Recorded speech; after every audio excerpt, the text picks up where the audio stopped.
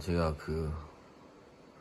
경합률이란 책을 한 종류별로 거의 다 본 것 같아요. 예. 근데 5만원인가 6만짜리 좀 비싼 완전 해석이라는 책이 있는데, 그 책은 이제 구하려다가 못 구해서 못 보고, 여러 가지 책 중에서 제가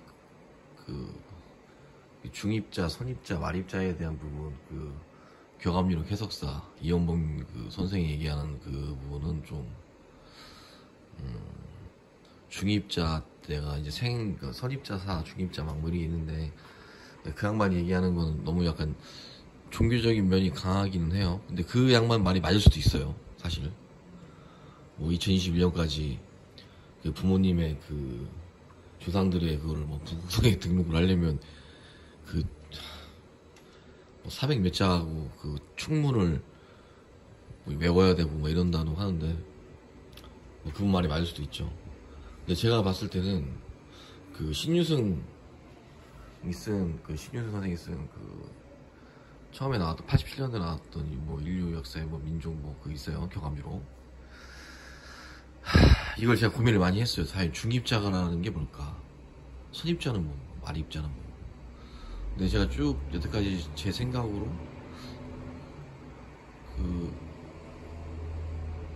봐오면 경합 선생이 이게 다 쓴 게 아니라, 저는 처음에 이게 경합 유학이라는 게 경합 남성 선생이 다 쓴 건 줄 알았거든요. 근데 그게 아니라 경합 유학 안에 남성의 비결이라는 부분이 있고, 나머지 부분들은 경합 유학 경합 남성 선생도 뭐 신인인가 뭐 도인한테 받았다는 책이라고 하더라고요.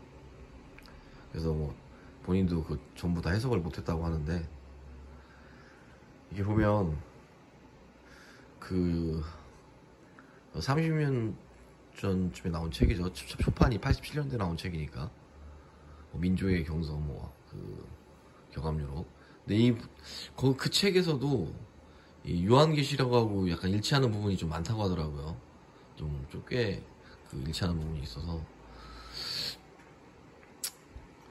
그 책을 인용을 하면 결국엔 이 중입자라는 게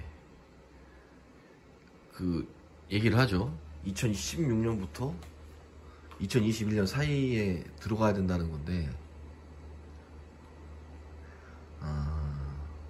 결국엔 이 윷놀이판에서 2021년에 이렇게 가야 된다는 거예요. 근데 이렇게 가기 위해서는 일단 그 책의 내용은 그거예요. 그러니까 동서화합하고 종교가 통일이 돼야 된다는 거예요. 2021년까지 전 세계 종교가 통일이 안 되고, 그러니까 화합이 안 되고 종교전쟁이 계속 진행이 되면 이렇게 간다는 거죠. 위로 가면 또 우리가 원하는 그쵸, 기독교에서 말하는 지상천국, 그 다음에 불교에서 말하는 미륵의 용화도원, 미륵세계, 그게 더 멀어지는 거죠. 다시 이렇게 갔다가 이렇게 와야 되니까. 그러면 2029년이 되죠. 근데 이렇게 되면 그때는 죽는다는 거예요, 대부분 인류가. 그러니까 이쪽으로 가야지 인류가 구원을 받고 오래 살 수 있다, 그런 얘기예요.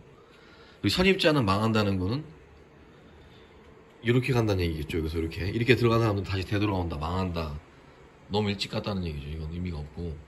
그래서 지금이 딱 그 시기예요, 2021년. 이때 전 인류가 종교 싸움을 멈추고 화합을 해야지만 이쪽으로 갈 수 있다는 거죠. 근데 지금 봐서는 그게 안 될 것 같죠. 돌아가는 분위기가 이렇게 위로 이렇게 갈 것 같죠. 지금 2021년 해봐야 이제 얼마 안 남았죠. 반년 남았는데.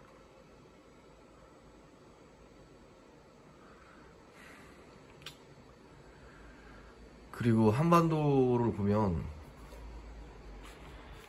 한반도 자체만으로도 이렇게 된다 그러면 임삼호세라고 해서 이민년, 이민월이 있어요. 2022년에. 그러니까 임3이라는 거는 이 해가 맞아요. 임3이라는 거는 이민년, 예.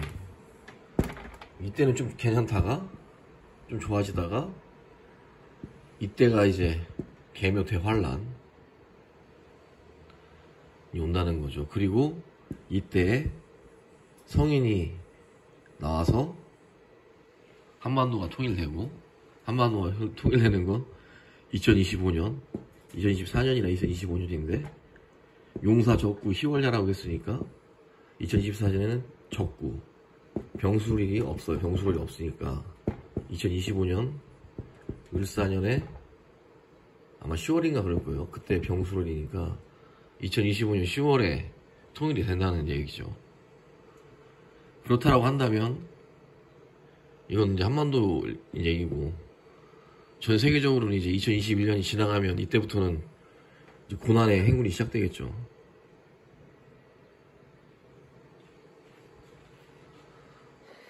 뭐 그렇다는 얘기예요. 이게 뭐 사실 100% 믿을 수 있는 얘기는 아니고, 그렇다고 무시할 수도 없는 얘기인 것 같아요. 왜냐면 그렇잖아요. 1507년도에 태어난 그 노스트라다무스와 동시대에 태어난 남사오 선생이 뭐 신으로 또 받은 책이 뭐 여태까지 거의 뭐 맞아 왔으니까, 뭐 일제시대 때 이 필사본이 아니라, 그러니까 그 좀 진본이 아니라 필사본이라고 해서 뭐 위서 논란도 있고 하지만, 얘가 아니더라도 얘를 뒷받침할 수 있는 뭐 해월유라든지 뭐 해도근묘장이라든지 뭐 여러 또 다른 그 예언에 뒷받침해주는 책들을 비교해보면, 네, 대충 맞아가는 것 같아요.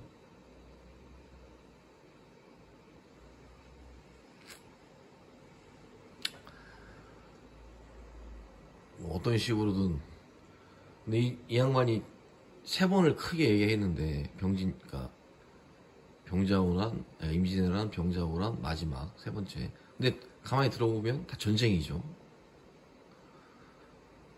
임진년도 전쟁이고 병자호란도 전쟁이고, 전쟁이든지 외침이든지 한민족이 수탈을 당할 때죠. 근데 그 3번째 그 대란에 특이하게도 그 한반도가 나뉘고 뭐 통합되고 이렇게 돼 있지, 큰 대란에는 안 들어가더라고요. 이게 그 6.25가 그냥 뭐 분열되고 뭐 민족 고통받고 뭐 이 정도이지, 첫 번째, 두 번째, 세 번째 환란 중에는 안 들어가요. 맨 마지막 피크, 그 대미를 장식하는 그때가 이제 개묘년이 시작된다는 거죠. 저도 왜 개묘년인지는 저도 아직 모르겠어요. 왜 개묘년인지도 생각을 해봤는데, 왜 개묘년일까? 이걸 뭐 역학적으로 풀고 뭐 음양오행으로 풀고 해봐도 개묘라는 것 자체는 간문봉한테, 우리나라가 간목국이라 본다면 갑이면 개는 정인이고 묘는 겁재인데, 물론 겁재는 안 좋긴 하죠. 그럼 정인이라는 거는 나를 어떻게든 생겨주는 거니까 별로 나쁘지 않은데, 문제는 지금 갑이, 갑과 을이 막 너무 많이 되어 있긴 해죠. 이 누나가 지금 갑목국이긴 하지만 나무로 치면 이 엄청 복잡하죠. 나무가 막 위에 막 엉클도 뿌려져 있고 막. 이럴 때 필요한 건 신금이나 경금이 필요하겠죠. 가지는 경금으로 자르고 여기에 올가마져 있는 이 등나무나 이 줄기 같은 것들은 신금으로 잘라야겠죠. 그래서 다시 반듯한 나무로 만들어야겠죠. 가지치기를 해야겠죠. 그렇다라고 본다면 올해는 의미가 좀 있죠. 신축년이니까. 올해는 어느 정도 가지치기가 들어가야 되겠죠. 그나마 다행인 게 경금이 아니라서, 경금이면은 뭐 나무가 완전 다 잘리는 거니까 더 심하게 되는 거지만, 이 신금은 정관이니까 적절하게 통제를 해주는 거니까 뭐 그렇더라도 사실 우리나라를 완벽하게 갑목국이라 보기도 좀 애매해요. 약간 갑과 을이 같이 있다고 봐야 되나? 그리고 일본은 을과 병 정도? 뭐 그렇다는 거. 네, 뭐 주저리 얘기를 했는데 지금 뭐 돌아가는 게 사실 거의 대충 마저 가고 있죠. 뭐 세상 돌아가는 게 뭐 그렇잖아요. 어쨌든 모든 게 극에 달하면 여담으로 한자가 1부터 시작해서 1은 이제 이걸 상징하죠. 이 수컷, 이 요철이라고 해서 이러고 이 1, 2 합쳐져서 이제 이렇게 되겠죠. 이런 식으로 이제 3이 되죠. 그리고 남자 여자가 만나면 불이 된다. 3이 화가 되고 쭉 해서 9가 되고 마지막에 10은 하늘과 하늘이 교차한다 해서 개벽, 완전히 이제 뭔가 풍선이 이렇게 점점 차다가 그게 달했을 때는 얘가 터지면서 다시 원상태로 돌아가는 거죠. 그래서 9, 9, 81. 그래서 한자도 획수가 81회까지 있는 거고, 지금 이제 풍선이 거의 팽창된 시기인 거죠. 조금만 더 가면 이제 터져가지고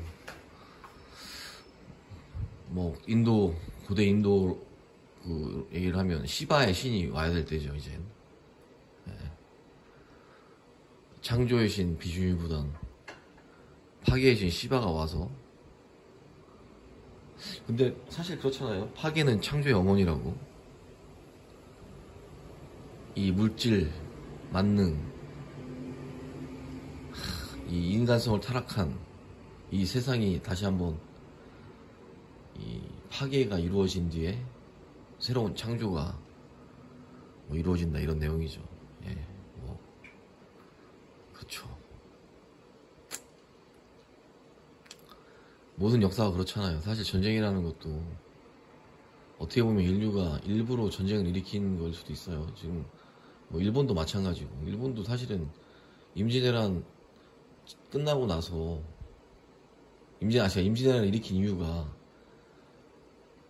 오다 노부나가가 거의 통일시켜놓고 도요토미 히데요시가 전국을 통일한 다음에 이 병사들을 개화에 놔두니까 이 새끼들이 할 일이 없어가지고 계속 사고나 치고 아닌 척 갑탈이나 하고 술 처먹고 비밀으로 놀고, 그 병력을 소모할 수 있는 하나의 수단으로서 한반도를 먹으려 한 거죠. 명나라를 핑계 삼아서. 물론 걔가 진짜 길을 내줬으면 명나라까지 쳤을 수도 있어요. 그러니까 일본 입장에서는 이 인력들을 어떻게 보면 소모하고 싶었던 거죠. 골칫거리니까 계속 놔둬봐야.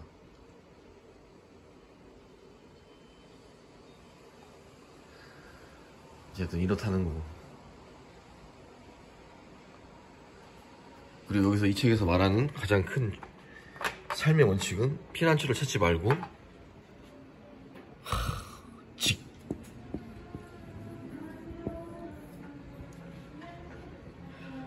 직심이죠. 직심.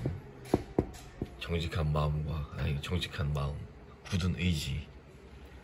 이 정직한 마음과 굳은 의지만 있으면 뭐 어떤 어려움이 와도 살 수 있다라고 얘기를 하죠.